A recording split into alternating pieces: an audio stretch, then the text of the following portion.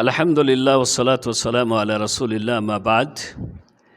আযান যখন মুয়াজ্জিন দেয়, মুয়াজ্জিনের সাথে আযানের শব্দগুলো যদি আমরা বলি তার সওয়াব কি, সে ব্যাপারে রাসূল করিম সাল্লাল্লাহু আলাইহি সাল্লাম কি বলেছেন, এবং আযানের পরে রাসূল করিম সাল্লাল্লাহু আলাইহি সাল্লামের সাথে যদি আমরা তার উপরে যদি আমরা দরুদ পড়ি, আযানের পরে যে দরুদ আল্লাহ নবীর ওপরে যদি পড়ি তাহলে আমাদের কী সওয়াব আছে সেই যে ব্যাপারে আমাদের জানা দরকার, যাতে করে আমরা আগ্রহের সাথে ওই দোয়াটা পড়ি এবং মুয়াজ্জিনের সাথে ওই শব্দগুলা বলি।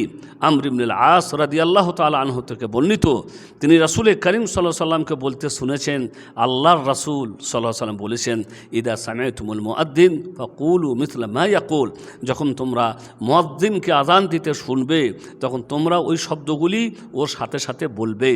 তারপরে তুম্মা সাল্লু আলাইয়া, আমার ওপরে দরুদ পাঠ করবে। ফাইন্নাহু মান সাল্লা আলাইহা সালাতান সাল্লাল্লাহু আলাইহি বিহা আশরা, কারণ যে ব্যক্তি আমার ওপরে একবার দরুদ পাঠ করে, একবার দরুদ পাঠ করার কারণে আল্লাহ রাব্বুল আলামিন তাকে 10টি রহমত দান করেন। এ হাদিস বর্ণিত হয়েছে মুসলিম শরীফে।